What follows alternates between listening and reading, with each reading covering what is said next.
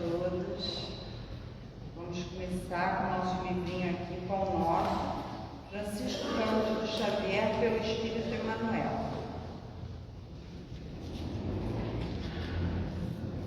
Em preparação. Sem óculos, então, bem hoje.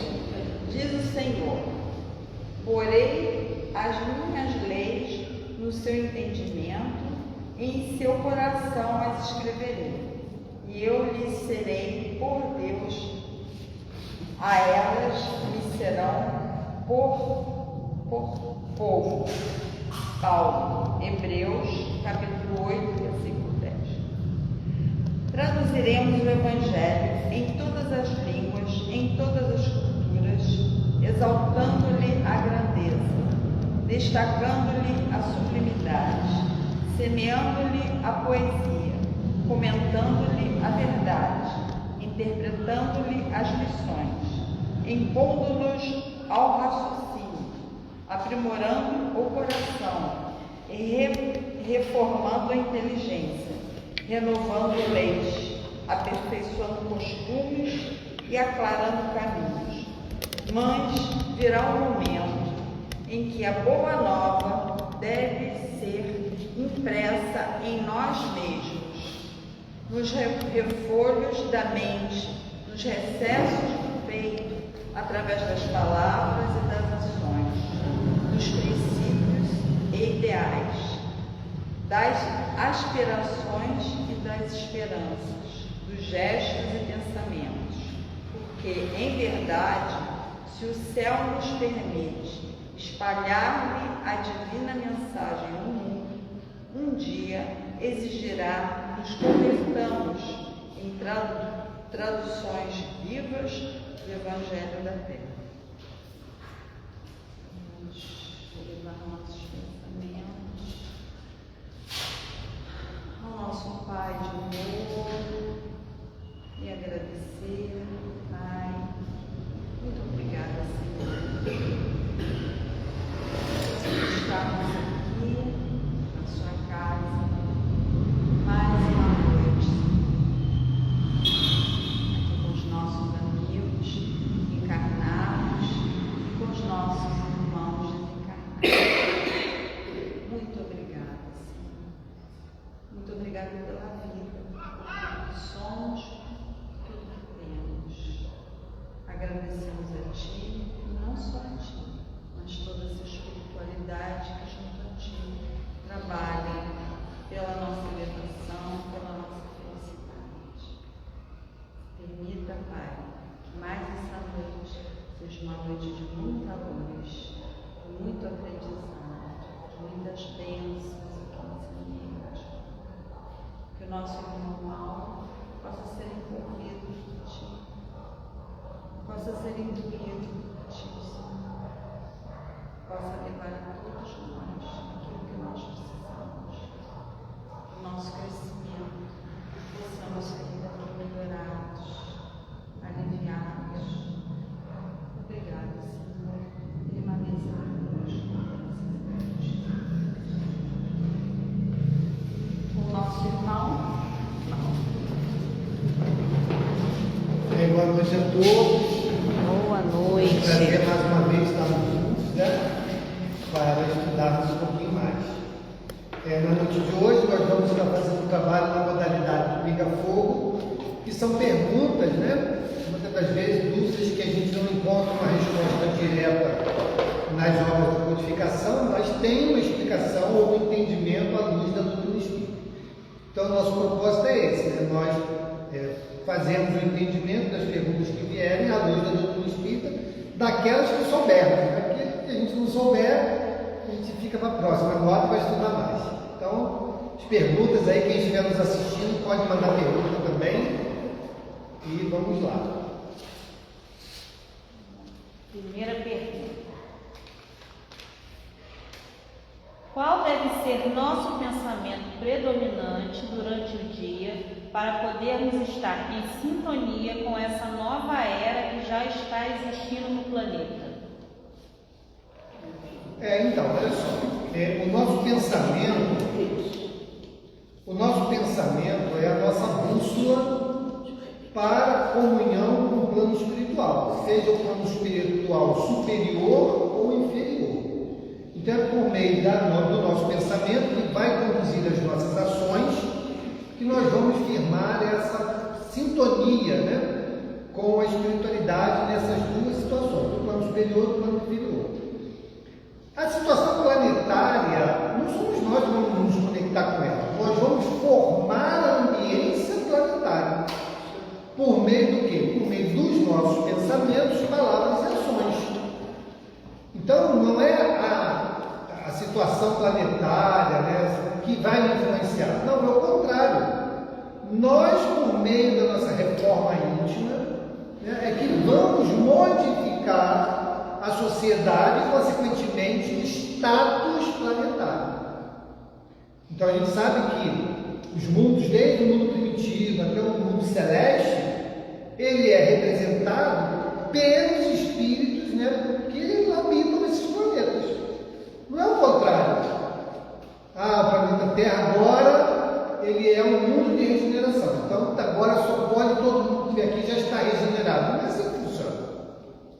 Nós, no nosso processo evolutivo, vamos transformando a sociedade para que esta sociedade represente o novo status. Fomos primitivos, avançamos, e esse avanço permitiu que o planeta entrasse no mundo de provas e expiações. Permanecemos no mundo de provas e expiações por um certo tempo, estamos ainda nessa fase, né, de elaboração, conduzindo a sociedade para quê? Para o mundo de regeneração. E assim nós vamos caminhando. Então somos nós que influenciamos o planeta, e não o planeta que nos influencia. Agora uma pergunta da eu acredito na reencarnação. Minha pergunta é: nós escolhemos onde queremos reencarnar em termos de famílias? Nós escolhemos a família ou é aleatório? Então, escolhemos até a página 2. Por quê? Se temos a condição para isto, nós podemos optar. Olha, eu gostaria de continuar minha reencarnação nesse grupo, né, de parentela, porque a família só é espiritual. Aqui na Terra nós formamos parentelas, né? E aí, se for permitido, sim, mas você continua reencarnando ali, você volta neta de você mesmo, né? Ou seja, você hoje é avó, ou foi pai, né? Você vai desencarnar. Então, aquele papel que você desempenhou como mãe, por exemplo, você ao voltar não vai ser mais mãe, vai? Não, você vai ser neta, você vai ser sobrinho, né? Então, ou você foi para o mundo espiritual, foi lá, se recuperou, entendeu, reformulou, pediu e volta. Aí você volta dentro do mesmo núcleo familiar, né, para facilitar o entendimento daquela parentela, mas mudando de papel. Agora você não vai mais como mãe, você vai ser filho, você vai ser neto. No YouTube tem alguns casos desses, né? E tem um caso de um menino americano, os pais são protestantes, então teve um vínculo com reencarnação maravilhosa. E o pai dela, que levou ela no altar, levou ela ao casamento e tal, era um policial, morreu, assassinado, né, numa abordagem que ele fez ao humilhante lá, o humilhante atirou nele e morreu. Ela então que era recém-casada. Passou o tempo, ela engravida, nasce o filho. E aí o filho foi crescendo e tal, e quando ele já estava maiorzinho, já estava falando e tal, a mãe foi corrigir o menino dando umas palmadinhas. Aí ele parou e falou para ela assim: quando eu era grande, você era pequena, eu nunca bati em você. E aí ela achou aquilo estranho, mas como é que isso aconteceu? Nunca, né? Nasceu agora de mim, como é que foi grande eu era pequena? E ela começou a prestar atenção. E ele começou a revelar coisas que eram coisas do pai. Perguntou dos gatos que não existiam mais, mas que eram da época do pai. Ele sabia o apelido dos gatos, que eram do pai. e coisas assim que ele, então acabou se descobrindo que ele era o pai de volta, ou seja, o neto dele mesmo, ou seja, era o pai, a personalidade do pai voltando como filho da própria filha. Então esse caso voltou dentro do mesmo núcleo familiar. No filme Minha Vida em Outra Vida, que é um caso real, depois quem quiser assistir, assista, né? Não vou dar spoiler não, porque senão desanima ver o filme, né? Mas assiste lá. Nesse caso, ela reencarna, mas não no mesmo núcleo familiar. Mas vai encontrar uma situação que vai reuni-los novamente. Vale a pena ver. Esclareceu? Esclareceu. Então, nem sempre é resgate. Não, nem sempre. Nem sempre. No próprio livro Nosso Lar, a mãe do André Luiz vai reencarnar para ajudar o marido, né, que está numa situação espiritual muito ruim, né, que não dá para ela no plano espiritual auxiliá-lo.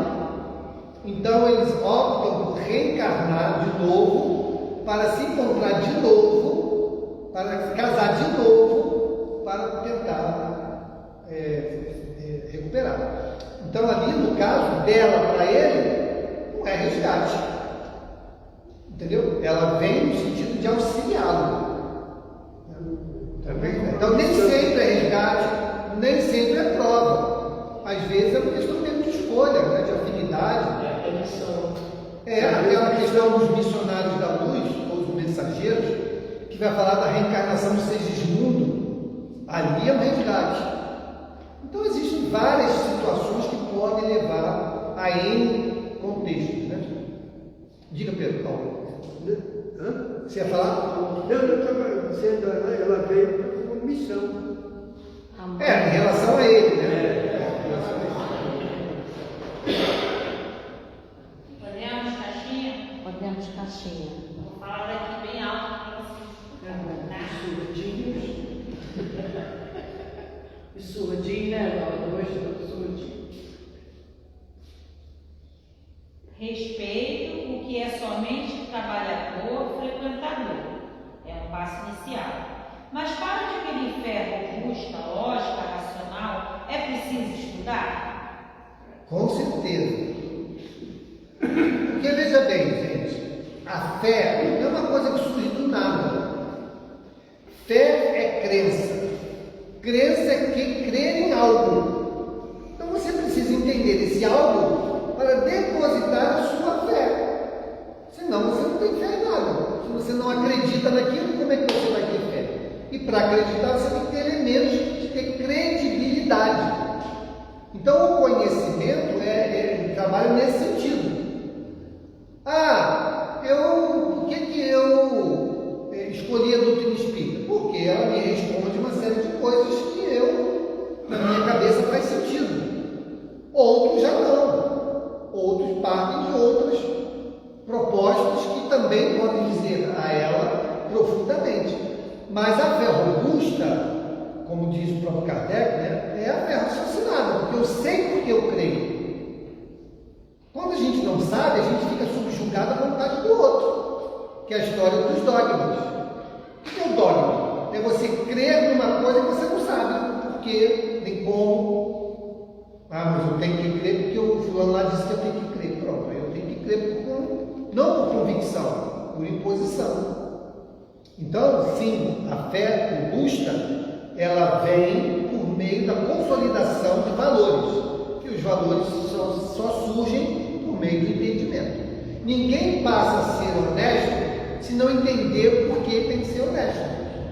Ninguém desenvolve a paciência se não entender o valor da paciência. Então, primeiro a gente entende, o entendimento vem do conhecimento, da elaboração do raciocínio, né? Então, entendi. Aí, segundo passo, eu quero isso, eu entendi? Quero. Aí eu começo a mudar. Eu entendi, mas não quero. Tá bom, continua do mesmo jeito. Mas o passo primeiro é o entendimento. O entendimento vem do conhecimento. Alguma pergunta da plateia? Vamos para a Plateia caixinha. está tímida hoje. Oi? Plateia está tímida hoje. Ativo, né? Vamos então novamente para a caixinha. É o frio. Como podemos diferenciar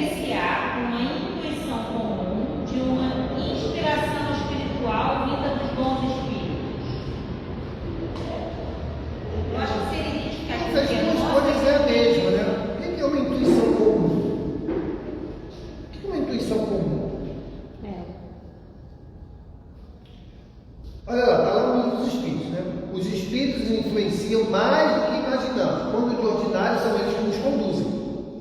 Então, a todo instante, nós estamos sendo influenciados, né? Inspirados, né? Por meio do pensamento. Então, não precisa saber que está sendo inspirado porque eu tive uma manifestação mediúnica. Não.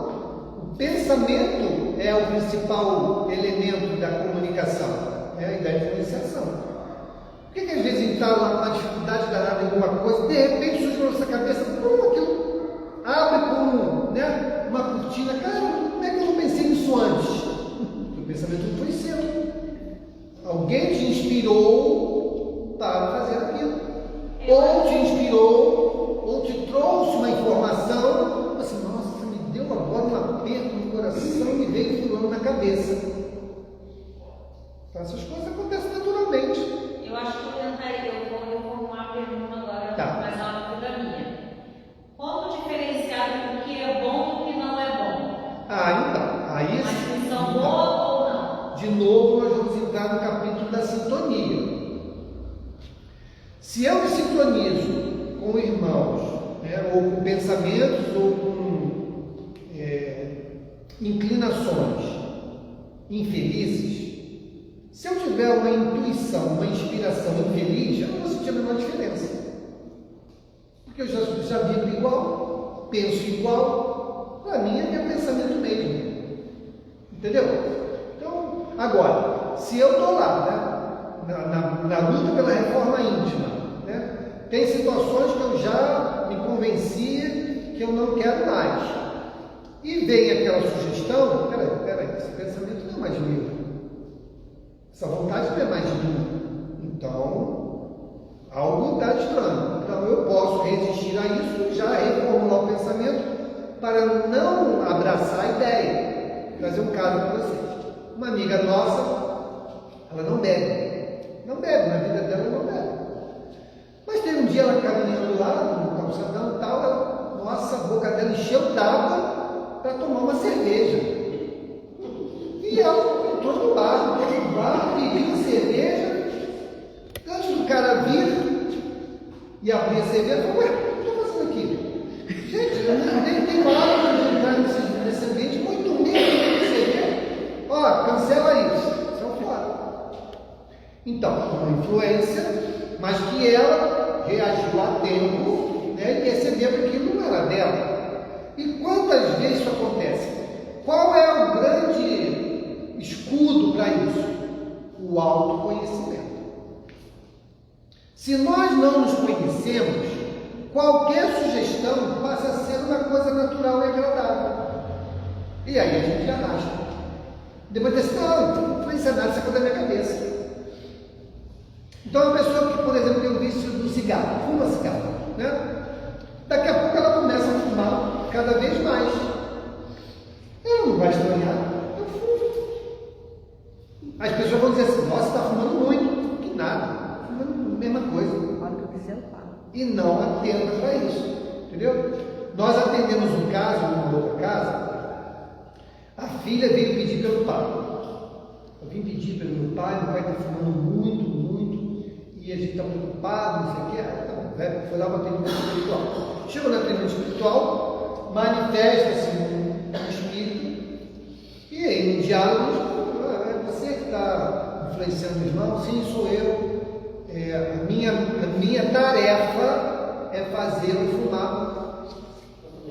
E ele falou, se eu não fizer isso, eu sou penalizado lá. Ou seja, ele é alguém subjugado na espiritualidade para fazer aquilo. E realmente ele estava influenciando lá o Senhor a fumar cada vez mais. Então, isso que eu falei, se ele já estava sintonizado, ele já fumava. Então, o fato de ele ser estimulado a fumar mais, para ele não era nada de diferente. Quem estava de fora percebeu. Né? E aí a gente trabalhou. Ele, por ele mesmo, não teria chegado ao auxílio nenhum. Ele achava que ele era normal. Entendeu como é que é o negócio? Eu quero fazer a pergunta. Pode fazer. As pessoas que têm uma mediunidade aflorada, mediunidade aflorada, né, que tem essa passividade, Como controlar quando está em público, num local que não é adequado? Como fazer isso? No caso, é claro, eu acho que está estudando a doutrina ou alguma coisa relacionada seria bom, né? A mediunidade ostensiva ou natural, ela vai surgir muito antes, naturalmente, né? Normalmente, ela surge muito antes de nós nos vincularmos a qualquer situação que nos oriente. Exemplo, Chico, Divaldo, surgiram em criança. Qual é a criança que está já vinculada a uma casa espírita? Você vê na evangelização. E mesmo na evangelização, que aponte essas características, que a gente perceba e vai fazer o que naquele período. Então, essa mediunidade natural, ela é o que acontece na grande maioria das vezes. A mediunidade se apresenta e vamos fazer o que com aquilo. Eu gosto sempre de contar a história do irmão Walter. O irmão Walter começou a curar com 10 anos de idade. 10 anos de idade já curava. Como é que vai lidar com uma situação dessa? É complicado, né? E não era espírita nem nada. Depois que ele veio se tornar espírita. Então a mediunidade, primeiro, ela vai aparecer. O que nós temos que fazer? Entender o que acontece. Tá bom? Entender. Vamos entender por meio do quê? Do estudo. Não há outro caminho. E para entender o processo da mediunidade, também não tem outro caminho. É a doutrina espírita, livro dos médiuns principalmente. Ali a gente vai entender o mecanismo da mediunidade. Quais são os tipos, como acontece, como é que é a participação do médium, tudo isso. Nós vamos aprender lá. Uma vez que você aprendeu, você teve o conhecimento, não é? Isso não é suficiente. Por quê? Nós temos que desenvolver duas coisas. Uma, a educação do médium, que não se educa a mediunidade, se educa o médium, e desenvolve-se a mediunidade. Ou seja, aquela que já é pujante, no momento em que você consegue educar o médium, você consegue dar mais qualidade ao processo mediúnico. Então, o conhecimento é o ponto inicial disso, é o ponto de partida. O segundo braço é o exercício mediúnico. Então, se você busca estudar, conhecer o processo e tem um trabalho organizado, metódico, na prática mediúnica, isso tende a se harmonizar. Porque a espiritualidade sabe que ele está vinculado a uma casa, um trabalho, em que há uma ordenação espiritual e os espíritos que estão ali vão naturalmente também se ajustar. Aí você para de ter aqueles fenômenos, aquelas manifestações a qualquer hora e começa a direcionar aquilo para o trabalho útil. Já vou te passar a palavra. A Gertrudes, por exemplo, eu gosto sempre de citá-la, porque ela nos contou a história dela. Ela tinha lá um trabalho, lá em Minas, de evangelização e tal, muito legal. Ela nunca desenhou nem casinha de palitinho. Nunca teve essa habilidade, mas o espírito Joseph, que foi um pintor bastante famoso na idade lá do século XVI, XVII, era um pintor realista, o estilo dele era realista. Chegou e quero pintar. Chegou através dele, quero pintar, e queria pintar qualquer hora, em qualquer lugar. Falei, não dá para ser assim. Vamos organizar esse trabalho aqui. E aí sentaram, conversaram, se ajustaram, pronto. Hoje ela tem um trabalho de pintura mediúnica, que ela roda aí no Brasil, fazendo esse trabalho, e as coisas se organizaram. Parou esse negócio de ficar pintando toda hora em todo lugar. Então é isso que eu estou falando. O estudo é um braço, é um alicerce, o outro é a prática. Agora, uma prática conduzida, organizada, com propósito, isso tudo tende a harmonizar a tarefa mediúnica. Da menina. Existe um período certo para se manifestar a mediunidade ostensiva? Não. Assim, qualquer idade? Qualquer idade. A manifestação espontânea, a ostensiva. Agora, a prática mediúnica, essa deve sim ter um certo cuidado para ela virar uma atividade tarefeira. Porque muitas vezes a criança, a família não estão preparados. Então há de se entender o que acontece, ter um amparo, um direcionamento para bem cuidar daquilo ali. O quanto melhor, assim, o ótimo, né? É, uma vez identificado que há ali um potencial mediúnico, que aquilo seja conduzido com calma, né? Levando primeiro o conhecimento para que a criança ela consiga entender o que acontece com ela. Lá na nossa casa, nós já atendemos a 2 crianças que chegaram lá por conta disso. Elas viam os espíritos, pequenas ainda, tinham 9, 10 anos, viam os espíritos, e aquilo ali ela falava com a mãe não via, a família ficava mais aterrorizada que ela, né? E causava um certo transtorno. Por quê? Por causa da ignorância. O que nós fizemos lá? Esclarecemos. Olha, o que acontece com você é assim, essa coisa. Quando é que acontece? Acontece assim. Então, quando acontece assim, você provavelmente está na situação Y. Então, isso favorece que você perceba. Isso que você tem é uma característica sua dessa encarnação, que a gente entende como dupla vista. O que é dupla vista? A capacidade de você, em vigília, ver os espíritos. E é o que está acontecendo. Você consegue descrever assim, como é que ele é, assim, sabe dizer.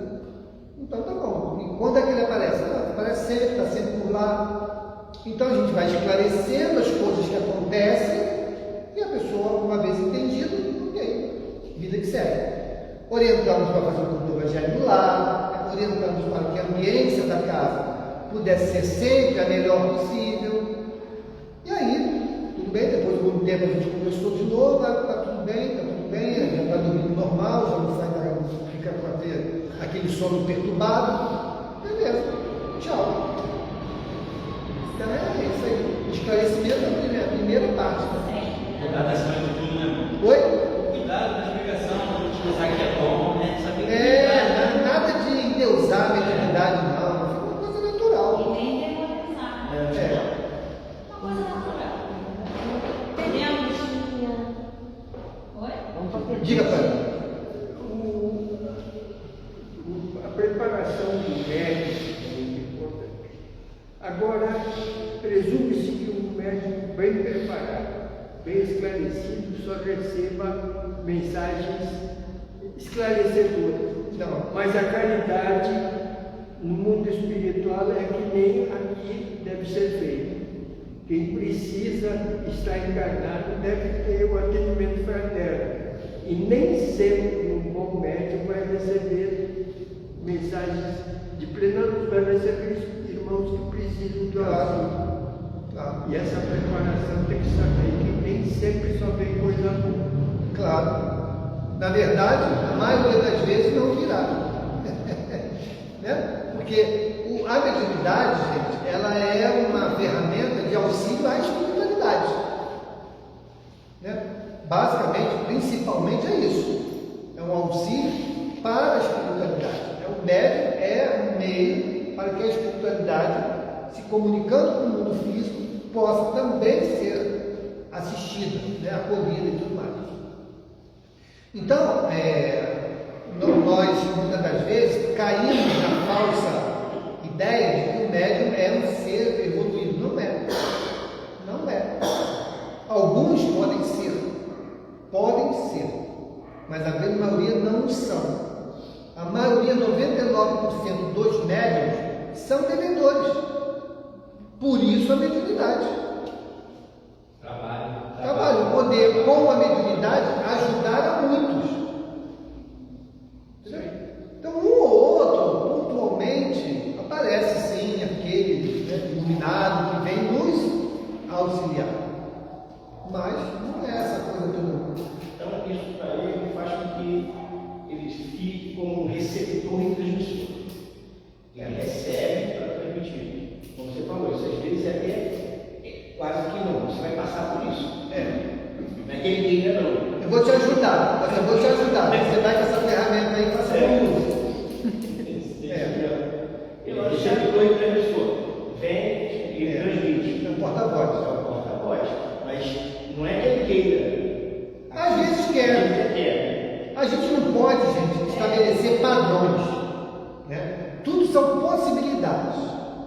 Então você pode vir com uma mediunidade que você pediu, uma imposta, pode. O meu cunhado mesmo, ele nunca gostou da mediunidade, do trabalho com mediunidade, nunca gostou. Mas era um médium potencial, via, ouvia, tinha incorporação, ou seja, influência dos espíritos, a psicofonia, tudo isso. Nunca gostou. Eu sempre achava que o médium era um privilegiado. Não. Sempre tinha essa ideia. Bom, depende, né? Se a gente enxergar com bons olhos a tarefa mediúnica, é um privilégio. Eu achava que era um estágio já. Não, nada disso. Ó, hoje nós estamos ainda com o Divaldo aí, né? Olha a história pregressa do Divaldo. Hoje, nessa encarnação, ele fez muita coisa legal, né? Resgatando muita coisa ruim que veio lá atrás. Chico também. Chico não queimou os olhos lá do Emmanuel? Veio resgatar. Você acha que de lá para cá ele virou o espírito puro? Não. Mas é alguém que já conscientizou a tarefa do bem. Com certeza ele deu um salto evolutivo. Com certeza. Tem? Fez bom uso, né? Fez muito bom uso. Porque tudo está nas nossas mãos. Através do estudo da doutrina, eu entendi que ninguém vem amaldiçoar e nem privilegiar. Nós estamos no planeta que a condição é de provas e expiações, nós estamos, né, nessa condição. Eu penso o seguinte: nós estamos aqui reencarnados, somos privilegiados. Sim. O fato de você estar numa nova oportunidade reencarnatória é um privilégio. Eu digo a condição que você tem. A condição também de você. E nem amaldiçoar. Não. Deus esqueceu de mim porque me fez você uma família muito pobre. Porque era a melhor configuração para você nesse momento. Então, as condições sempre são para o melhor. Sempre. Olha, eu sou muito curioso, né? Então, eu tenho na minha família bandistas, eu sempre frequentei e sempre perguntava para os espíritos que vinham, né? Então, eu gostava de saber da história deles. Então, uma vez eu perguntei para o caboclo, ele se apresentou como Itatuité, caboclo Itatuité. Porque na última encarnação dele, ele reencarnou numa tribo e o nome dele é Itatuité, uma tribo brasileira. E aí eu perguntei, mas quando eu da sua história? Ele falou, olha, eu fui, antes dessa encarnação como indígena, eu fui um médico. Fui um médico e tal, mas era um cara, um médico mercenário, né? Tipo o André Luiz, a história dele lá, né? Médico mercenário e tal, não estava muito aí para a empatia das pessoas, eu queria ganhar dinheiro, né, com aquilo que eu sabia fazer. Ele desencarnou, viu o tamanho do estrago que aquela postura que ele adotou fez com ele, e ele pediu uma chance de remissão. E aí, como é que a espiritualidade ajudou? Tá bom, então você vai aprender a ser humilde com os indígenas. Aí ele reencarnou numa tribo indígena. E nessa tribo indígena, realmente ele aprendeu a coletividade, né, o trabalho para todos, o esforço é para todos, todo mundo trabalha para todo mundo. E lá nessa tribo ele foi quem? Foi o pajé. Quem é o pajé da tribo? É o cara que cura, é o cara que, né, faz os curativos, é o cara que faz a ligação, né, da tribo com a espiritualidade. É aquele cara ali. Então ele desencarnou e por essa transformação na vida dele, ele manteve no plano espiritual essa aparência de indígena. E aí ele teve então, a oportunidade de continuar ainda como espírito, ajudando aqueles que aqui estão, lá nos círculos umbandistas, como um caboclo da Tuité. E ele vem e ajuda e faz lá o que sabe. Aí assim funciona. Posso? Vamos lá. O que está acontecendo no céu nessa fase de tantos ajustes? No céu? Essa foi a pergunta do nosso grupo de WhatsApp. Tá bom. Olha só, gente. Primeiro a gente tem que eliminar essa história de céu e inferno, né? No plano espiritual. O que está acontecendo no plano espiritual? Bom, para mim não está acontecendo nada demais, porque o plano espiritual não é pego de surpresa. Tá bom? Nada que nos acontece aqui já não foi planejado, já não foi preparado Esse momento planetário, ele está acontecendo. É natural que aconteça e é natural que o mundo espiritual se prepare para isso. Então a gente está vendo aí, talvez o pico do ponto de transição. Então todos os espíritos que estão destinados à reencarnação no nosso planeta estão tendo oportunidade reencarnatória. Olha, vamos lá para ver se vocês dão gás, se vocês mudam de conduta para continuar por aquilo. Senão vocês vão vazar daquilo. E estão reencarnando. E a gente muda da noite para o dia? Ninguém muda da noite para o dia. Então, por que hoje, no planeta, hoje, a gente vê tanta resistência, tanto movimento contrário ao Cristo? A gente tem que olhar para as coisas do mundo e puxar porque a doutrina nos ensina sobre isso. Então a gente está vendo aí um movimento contrário a Jesus. Por quê? É um acaso? A destruição dos valores é um acaso? A questão da destruição da família é um acaso? Não é. Então são esses irmãos espirituais que ainda estão muito arraigados a essas resistências à mensagem de renovação de Jesus, e estão aqui. É uma das últimas oportunidades. São as oportunidades derradeiras, Os espíritos bem atrasados, acredito eu, que estivessem lá, presos lá no grau. Na sua condição sofredora lá, mas misericórdia para todos, Isso. Então, Deus mas também já estão vindo para cá os espíritos que vão auxiliar na sedimentação, porque o processo já está andando, mas na sedimentação do mundo de regeneração. Então a gente está caminhando nessa mescla, Aqueles que vão se encarnar e não conseguiram se preparar para continuar aqui, vão reencarnar em outro lugar. Outros estão vindo também de outros orbes que não conseguiram ficar para o mundo feliz, por exemplo, mas já são regenerados. Estão vindo para cá. E assim vai. Aí a sociedade vai. Aqueles que conseguem permanecer vão ter a influência desses regenerados que vão nos ajudar. Então, a sociedade melhor. Qual é a característica do mundo de regeneração? Não é a propensão do bem sobre o mal? Vamos ter o mal ainda, mas a propensão do bem vai ser maior. Como é que isso vai acontecer? Assim, aqueles que já são regenerados já optaram naturalmente, já sedimentaram o bem deles. Então, nós vamos daqui a pouco ter uma sociedade em que a gente vai ver muito mais as pessoas fazendo o bem naturalmente do que o mal.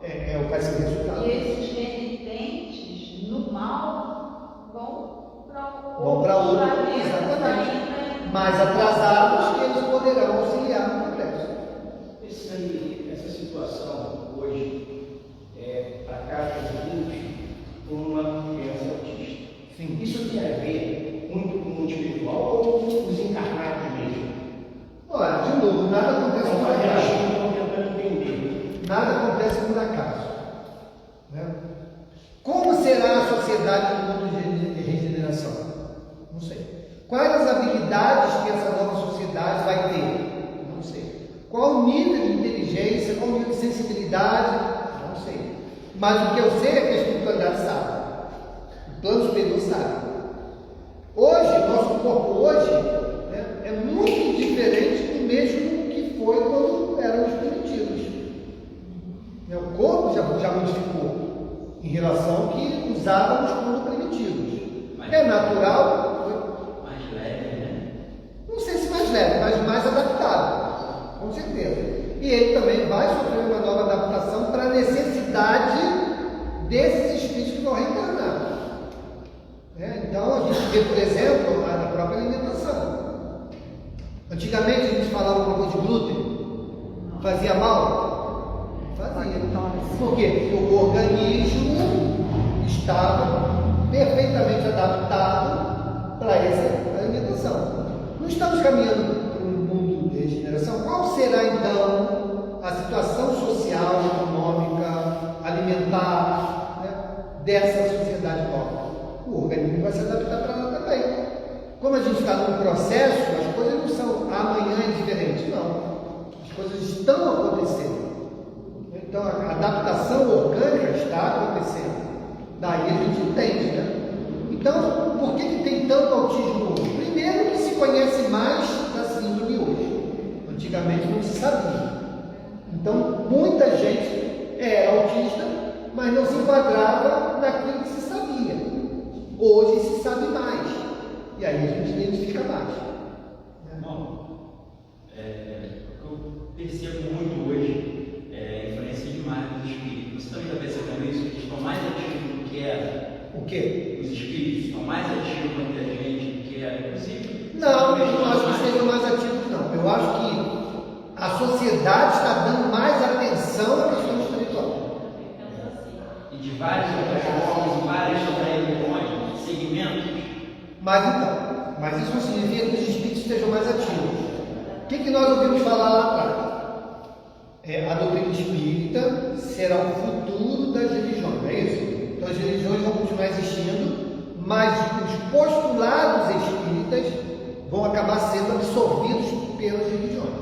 Uma delas, fundamental delas, é a comunicabilidade dos espíritos, né? Então esse entendimento vai acontecer e aquilo que antes se rechaçava, hoje vai começar a se relacionar de forma diferente. Então isso chama mais atenção. Então não significa que é uma atividade mais intensa da espiritualidade, mas sim uma melhor percepção da sociedade com relação à espiritualidade. Uma aceitação, né? Aceitação, relação, né? A própria ciência da possibilidade. A ciência, hoje a medicina tem uma cadeira lá, espiritualidade. Quando que no passado tinha? Não tinha. A lei de progresso. A lei do progresso, exatamente. Podemos? Entendeu? Vamos lá, nós não temos. Podemos é política. Né? Podemos já estar falando de política. Tem bastante. Né? Vamos lá. Depressão. Por que se faz necessário passar por esse sentimento que muitas das vezes leva o nosso irmão à morte? Primeiro que não é necessário passar por isso. Não é necessário passar pela depressão. Depressão é um estado que se instala. Né? Ninguém dorme uma pessoa feliz e acorda uma pessoa depressiva. Eu já venho. Não é assim que funciona. Nem vem isso geneticamente, tá? Nem vem isso no planejamento reencarnatório. Nenhum planejamento reencarnatório ele é construído para o nosso prejuízo, seja em que área for. Todo planejamento reencarnatório ele existe para o nosso progresso. Beleza? Então, partindo desse princípio, nada que venha nos prejudicar está no planejamento reencarnatório. Beleza?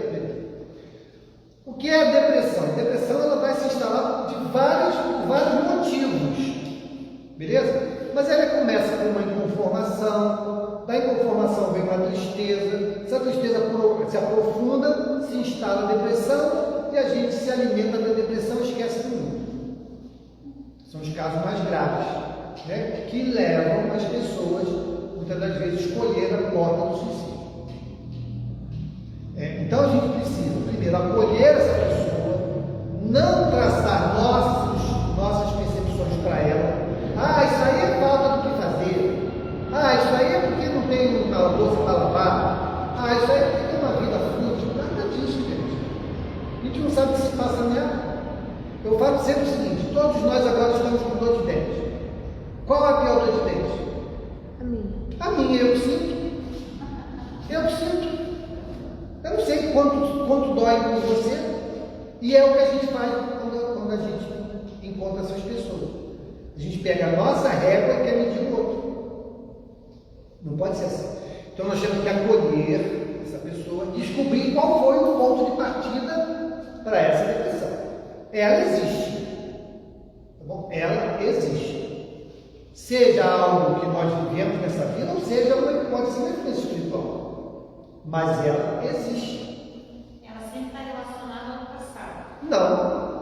Não necessariamente ao passado. Por exemplo, nós tivemos pessoas na nossa casa que estavam em depressão profunda, em escolha de suicídio, porque não aceitavam a parte partida da mãe que morreu de Covid. Não aceitaram.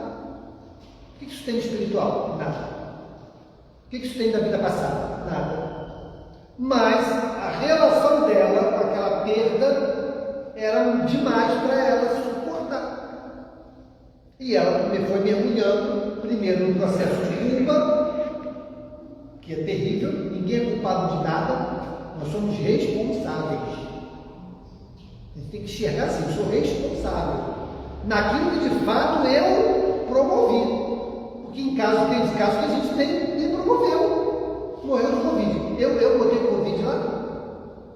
Não, aconteceu. Né? Então, assim, descobrir qual é o ponto. Descobrir qual é o ponto, agora vamos trabalhar esse ponto. Porque se eu resolver isso lá, todo o resto que foi consequência também, por onda, vai se resolver. Então vamos falar, né, que não existe culpa, o que existe na verdade é uma saudade muito doída, né, que ninguém morre, que a vida continua, né, que nós podemos e devemos continuar, assim nós vamos argumentando de acordo com cada cenário. Uma vez que a pessoa se liberte daquela dor que está lá atrás, ela vai ver a vida de forma diferente e ela consegue sair do estado depressivo. Às vezes, isso não é suficiente. Tem que entrar outros recursos, como o apoio psicológico, profissional, ou medicamentoso, né? Às vezes é necessário para segurar aquele pico até que as coisas se serenem. Então, cada caso é um caso, cada situação é uma situação, né? Mas, com certeza, o planejamento reencarnatório não é. Eu passei por uma experiência, meu irmão tirou a sua própria vida. Ele começou com medo na pandemia, com medo de perder o emprego. Tinha um emprego, trabalho e tal, tinha um emprego. E aquilo foi, ele chegou aí para um psiquiatra e síndrome de pânico. aí, sozinho em casa, trabalhando como nós, a esposa e o filho saíram para trabalhar, quando chegaram, ele tinha na cabeça. Pois é. Ele tinha algum suporte religioso? Ele, não a família, ele tinha um centro de umbanda. Ele tinha um centro de umbanda, era verdade. Ele trabalhava com a esposa. O filho também. Então, ele buscou apoio psicológico? Buscou, ele chegou de psiquiatra, Então, mas faltou, olha só, faltou até uma palavra pesada, tá? Faltou no sentido de agregar valor, tá vendo? Muitas vezes a medicação só não resolve. Muitas vezes a medicação e o apoio psicológico só não resolve. Precisa ter o apoio espiritual também. Né? Quando um desses três elementos falta, às vezes aquilo é o que leva ao desfecho, entendeu? Então, assim, aconteceu, vamos orar por ele, né, para que ele seja parado, reflita, né, e prossiga. Porque assim, a gente vai aprendendo. Não precisamos errar para aprender. Não precisamos errar para aprender. Mas se erramos, vamos aprender com ele. Né, para que a gente não venha cometê-lo novamente. Ou aprender com os erros dos outros, né? Que a gente não precisa viver, uma vez que temos diante de nós um exemplo. E pode acontecer também da pessoa não querer. E pode ser isso, pode não querer. Percebe, mas não quer ser. Não quer. Respeita, né? Lamenta, mas respeita.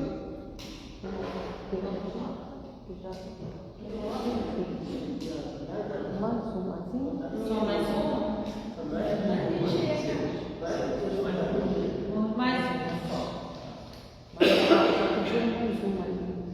Pediram mais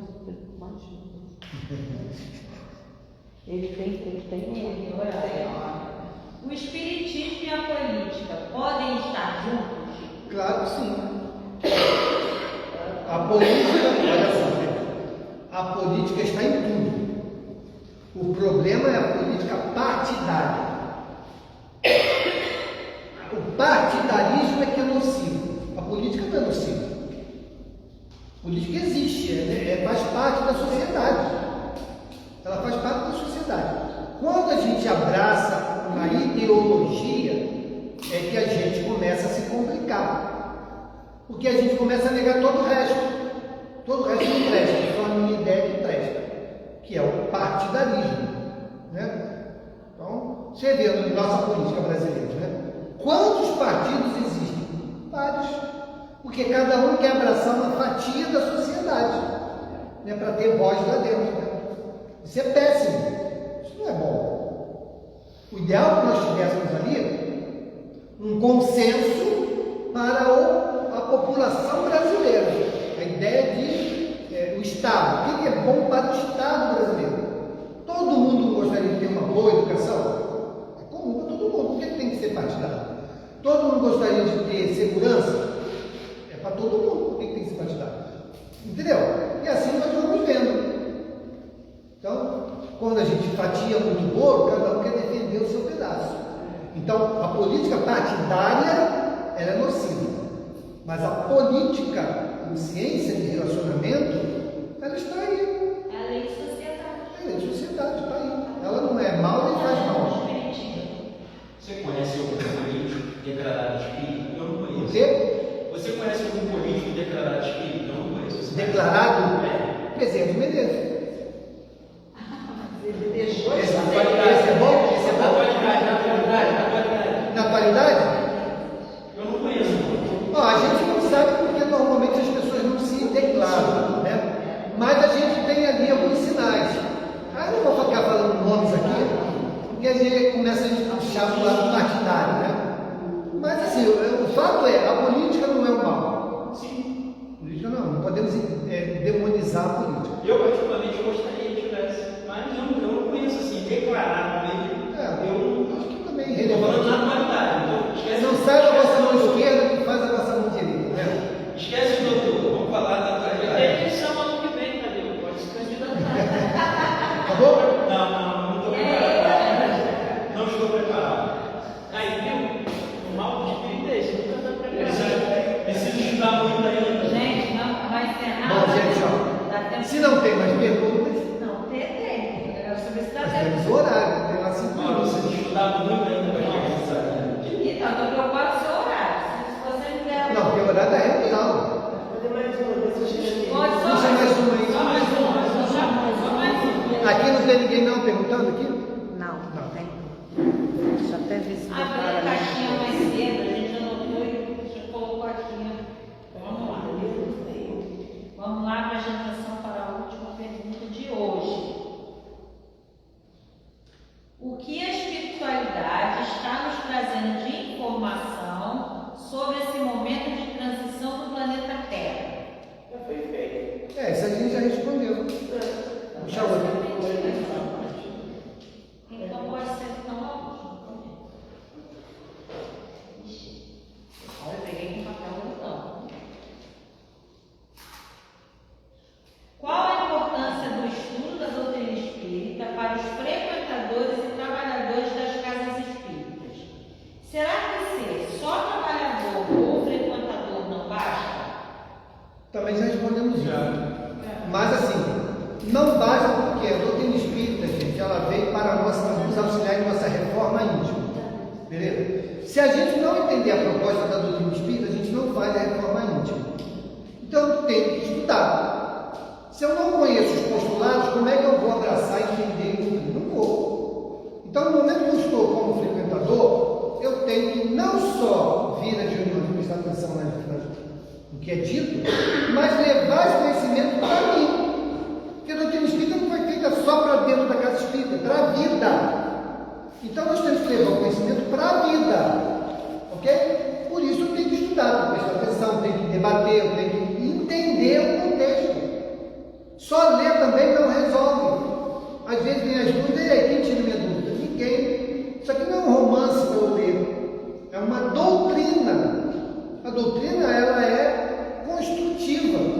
Então, eu preciso ir entendendo os conceitos e avançando nelas, para que, uma vez entendido, eu possa levar para a minha vida. Ah, eu entendi isso aqui, então agora eu tenho que comportar sábio. Entendeu? Se eu quiser ser aderente à proposta da doutrina que eu abraço. Se não, aí fica como está mesmo. É só como um conhecimento, igual a novela traz conhecimento. A gente não lembra de capítulo de novela? Lembra, faz o que com ela? Nada. Então, a doutrina, se não for abraçada, vai ser igual um capítulo de novela. Pode? Por que a gente estuda tanto, conhece tanto, né? E encontra aquela dificuldade enorme lá fora, até dentro da casinha? Porque o conhecimento por si só não é sinal de progresso. A doutrina espírita nos fala. A gente primeiro entende para depois avançar moralmente, não é? Quando é que eu avanço moralmente? Quando eu me modifico e adoto uma nova postura melhor do que eu era. Então eu estou avançando moralmente. O que faz eu dar um passo diferente do que eu era? O conhecimento. Eu entendi que eu tenho que ser honesto, eu entendi que eu tenho que fazer o bem. Eu entendi. Agora, entendi está aqui, fazer está aqui. Essa distância é gigantesca. Então, às vezes, eu entendo, mas não faço. Essa é a dificuldade lá fora. Entendeu? Quando a gente fala assim, nós temos que interiorizar a doutrina espírita. Muito bela essa palavra. O que é interiorizar? É agir conforme a doutrina.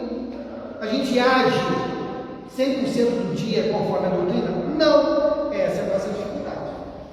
E é em vários setores que a gente também não consegue fazer isso, né? Por exemplo, eu quero parar de fumar, mas até eu penso que eu sei que é ruim, mas até parar de beber. Mas o prazer que aquilo me proporciona é maior do que a certeza que eu sei do mal que me faz. Tem várias coisas na vida que a gente faz dessa forma, né? Exatamente. E está tudo dentro da reforma íntima. Tudo dentro da Se reforma for íntima. para pensar, ninguém age 100% doutrina. Olha, Nem que dentro de uma... rapidinho, tem lá 3 minutos. Vou falar em 1 minuto. Esse irmão espiritual também, ele se apresenta como Pai Joaquim de Angola. Pai Joaquim de Angola. Preto velho lá na Angola. Perguntei, me conta aí tua história. Ele foi um escravo, veio do Brasil, um escravo. O nome dele era Kitsabangu, o nome dele africano, Kitsabangu.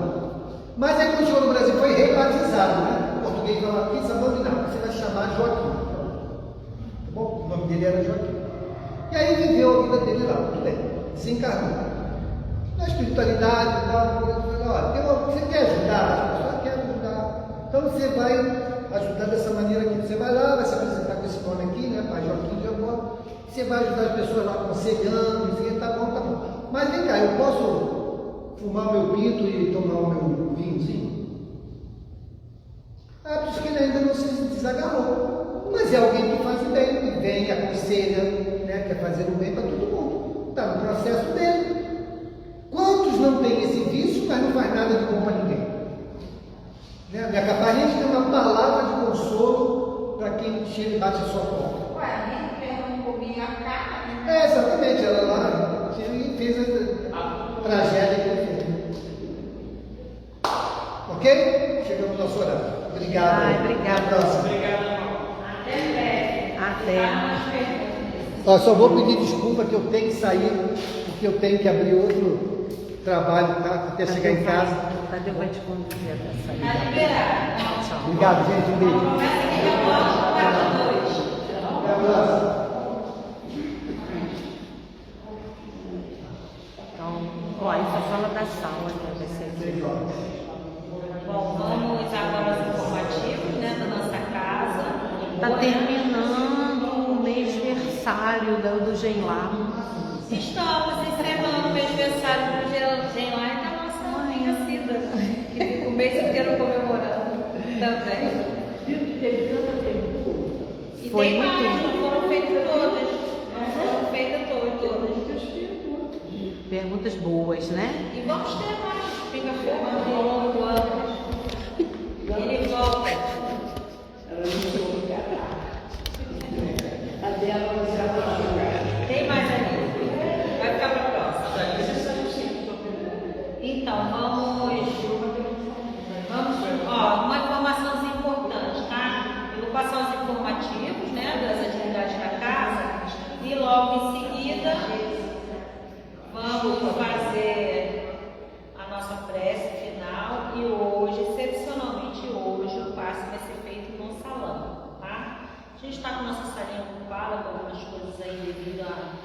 festividade, né, da casa, então a gente está fazendo possibilidade de hoje, então não vai acontecer que o salão não vai deixar de ter o atendimento. E em seguida a nossa unha magnetizada, tá bom? Então vamos lá. Começando pela nossa terça-feira. Toda terça-feira a gente tem palestra pública às 3 horas da tarde, presencial aqui, encontro aqui na nossa casa. E na terça-feira ainda, às 7 da noite, temos o trabalho da irradiação. Quem quiser ir colocar seu nomezinho, mandar o nome de alguém que esteja precisando muito aí ser envolvido por essa vibração desta casa. Nós temos os trabalhadores aqui, só mandar um nomezinho, pode mandar no direct no Instagram, pode mandar no Facebook, pode mandar no WhatsApp quem tiver, ou então falar com qualquer um dos trabalhadores que a gente encaminha para o grupo, tá? Importante lembrar que, se for possível, às 7 horas, estiver em condições de estar conectado, né, juntos somos mais fortes. Aí a gente pode vibrar à distância, e para a espiritualidade não tem limite, né? Não tem espaço físico para nos limitar. Se for possível, não, já que a pessoa, isso é a minha opinião, já que a pessoa pede para a gente vibrar, e ela pode vibrar onde ela estiver. Onde ela estiver, mas no ônibus, eu acho que é tá uma em casa, necessidade dela vibrar. Puder parar 10 minutinhos, né? Se harmonizar, voltar os pensamentos para aquela pessoa, para aquela situação, é muito importante, faz toda a diferença. E às 7h30, ainda na terça-feira, nós temos a palestra pública. Aqui, na maioria das vezes híbrida, né? A gente transmite pelo Instagram, faz aqui presencial, mas quando é roda de conversa, somente aqui presencial. Vamos para quarta-feira. Quarta-feira também temos atividade, só que online, via WhatsApp. É o estudo da doutrina espírita. Uma semana estudamos o livro dos Espíritos, outra semana estudamos a Gênesis, intercalamos. Cada semana uma obra, às 7h30 também. Só acompanhar lá nas redes sociais, o link vai toda quarta-feira de manhã, a gente já disponibiliza. Clicou ali e cai direto na sala, nesse grupo do WhatsApp. Não precisa solicitar com ninguém para pedir para colocar no grupo, para adicionar, é só clicar lá no link que vai junto com o informativo do estudo. Indo para a quinta-feira, temos na parte da tarde, a partir das 3 da tarde, temos um grupo de artesanato. Tá? Quem tiver interesse em aprender, né? Fazer pano de prato, pintura, e parece que tem crochê, é um trabalho bem bacana, já que está aqui há muito tempo. Só chegar aqui às 3 da tarde e procurar a senhora Marli, que ela explica direitinho como é que funciona, é totalmente gratuito, não precisa pagar nada, é só chegar aqui. Ela ensina também? Quem vem? Oi? A pessoa que vem, ela ensina também? Fazer ou Ensina a fazer. E na quinta-feira à noite temos um estudo presencial, somente de forma presencial, da obra O Evangelho segundo o Espiritismo, às 7h30 também. Quem tiver interesse em estudar essa obra, um pouquinho mais. Nunca é demais, né? Pode vir aqui às quintas-feiras, que a gente tem aí nossas irmãs Vilma e Priscila para receber. No sábado temos a evangelização. É um dia de muita alegria, toda a criançada aqui na casa, é bem bacana. E tem a evangelização para todas as idades. Quando as crianças estão na salinha, cada um no seu ciclo, né? Dependendo da faixa etária, os responsáveis, as mamães, as vovós estão aqui embaixo no grupo família, que esse ano está sendo coordenado pela nossa irmã Cida, pelo Mário. E a evangelização, cada um na sua salinha. Tem um lanchinho depois da evangelização, então a partir de 9 horas até as 11. Às 11h30 começa o nosso trabalho com a mocidade. Jovens a partir de 16 anos também, se tiver interesse, pode vir, e também tem estudo para a faixa etária de vocês. E dentro do horário da atividade da casa no sábado tem o funcionamento do bazar. O bazar fica aberto, quem quiser trazer alguma doação, quem quiser vir prestigiar também. A Bazar tá reformulado. Tá reformulado, tá Tá lindo. lindo. Tem que vir Tem para um monte de conhecer. novidade. Tá muito lindo. Tem muita novidade, podem vir. Tem grande surpresa. Nossa livraria também, nos horários de funcionamento para casa, também está funcionando a todo vapor. Temos várias promoções, né, de obras espíritas. Temos alguns livros também da codificação, né, quem quiser iniciar o estudo em casa. E é isso. E temos a campanha do quilo, que também todos os dias de atividade da casa, quem puder trazer um quilinho de alimento, lá nas redes sociais tem os alimentos que a gente recebe para compor a cesta, que a gente auxilia algumas famílias. E também pode fazer doação em dinheiro, quem achar melhor, tem a chave Pix também lá disponível. Então é isso. Esqueci de alguma coisa? Não. Então vamos agora fazer nossa prece para a gente encerrar e, como eu já falei, logo após o passo vai ser aqui mesmo. Então vamos elevar os nossos pensamentos ao nosso Pai em agradecimento por mais uma noite de conhecimento dessa doutrina que tanto nos esclarece. Agradecer a espiritualidade que aqui se encontra, que nos inclui, que nos ampara. Agradecer ao nosso Mestre Jesus por todos os ensinamentos de amor e de luz. Agradecer ao nosso Pai sempre e que nós possamos retornar aos nossos lares com paz, tranquilidade e segurança. E que possamos sair daqui melhor do que entramos. Obrigada, Senhor. Obrigada aos mentores desta casa. Obrigada a todos os trabalhadores e a todos os frequentadores. Obrigada a todos que puderam acompanhar à distância e que todos nós possamos ser envolvidos por esta energia salutar que se faz presente neste momento. Jesus, esteja sempre conosco, hoje e sempre. Que assim seja. Graças a Deus.